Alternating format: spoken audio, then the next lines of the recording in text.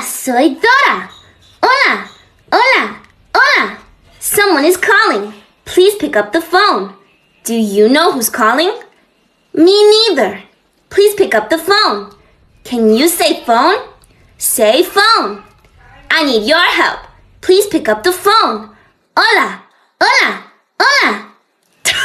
I am not the official voice actress for Dora, but I do have a story to tell. You guys have been asking for this. This is a story of how I auditioned to be Dora for Nick Jr. Live. Last year, I decided to become an actress. I quit my job, told everybody it was because of school. They believed it. Found some casting websites, applied for something called Nick Jr. Live. They were looking for Latinas who were over 18 but looked young, me, had a youthful spirit, and could convincingly play a 7-year-old.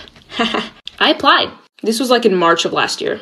Didn't hear anything, forgot about it. Then in May, I got an email. One of the craziest emails of my life. A producer at Nick Jr. had emailed me asking me to come to New York, that they liked my application, that I fit what they were looking for. They wanted me to meet the team. I was like, wait a minute. Hold up.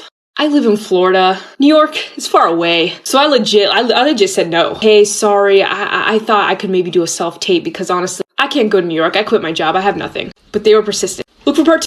I'm gonna tell you guys the story of how I was kicked out of my Spanish class on the first week of school. Okay, so I don't know if all schools do this, but in my school you had to take a foreign language class to graduate. And me, being the fluent Spanish speaker that I already am, decided to take Spanish. Not because it was easy, although that was part of it. I was already taking AP, ACE, and honors in all of my other classes. So I honestly just wanted a super easy class that I didn't have to think about. You know, no stress. And I could get that requirement out of the way. So picture this. It's the first day of school, I walk into class. Fate would have it that my very best friend from 8th grade was also in this class. When I saw her, we immediately started freaking out. Shout out to Emery. And she was so happy that I was going to be helping her with her Spanish work and everything else. My Spanish teacher wasn't too happy about that. In fact, she asked me and 2 other girls who looked like me what we were doing there. And I honestly didn't know how to answer. I was kind of like, class, Spanish requirement, class. She said this would be way too easy for me. And you know what? She was right. Imagine trying to learn hello and how are you in a language you already know. But that was the point, you know? I came in on Friday again, the first week of school, and she had a surprise for us.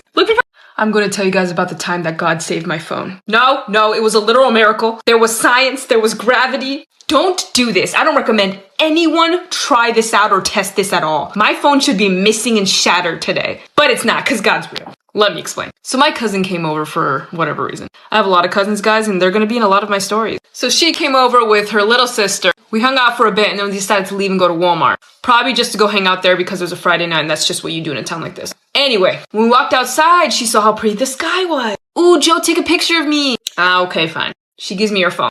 I set my phone down. Start taking some pictures of her. She looking real good. Thank you, Joe. Hey, no problem. We're all set to go. Everybody gets in the car. Seatbelts on, safety first, the whole deal. Now, Walmart's about 10 minutes from my house. We're about 6 minutes in. Now, my cousin Crystal, she's a new driver. She's good, but she's a little shaky. This is good to know. This is part of the miracle. I want to check my phone. I check my purse, it's not there. Check my pockets, it's not there. Guys, where's my phone? We look everywhere. You won't believe where it was. You guys, this is why I always check myself before I leave any bathroom. Okay. You guys always ask what's my most embarrassing story, and I finally remembered what it was. The reason I think I forgot is because I repressed this so much. It is my mission in life to never allow this to happen again. Let's set the scene. So a few years ago, I was at church. I don't know if it was like a regular Sunday or a conference, I don't know what. My church can have services up to like 4 hours long. So I just went to the bathroom for a little me time. Wasn't in there a lot long. Now, I'm not a hoverer. I know most girls are, but I prefer to use the toilet cover. But my church doesn't have one of those. So instead, I kind of made one. I used like 4 pieces of toilet paper, lined the toilet seat. I wouldn't be touching the actual seat. Okay, job well done. When my me time was over, flush the toilet, wash my hands, make sure my hair looks okay. All is well. Now I'm alone in the bathroom, halfway through the service. The bathrooms at my church are in the lobby. When I exited the bathroom to go back into the church, there are these doors I need to go through. There are also ushers there to open the door for you. There's usually an unnecessary amount, like 2 or 4. Thank goodness there was a girl there. Fall for part 2. 2 months in the US. Voy a preguntar unas preguntas y pueden contestar como puedan. Si no lo saben, está bien, ¿ok? What is your name? Alexandra. What is your name?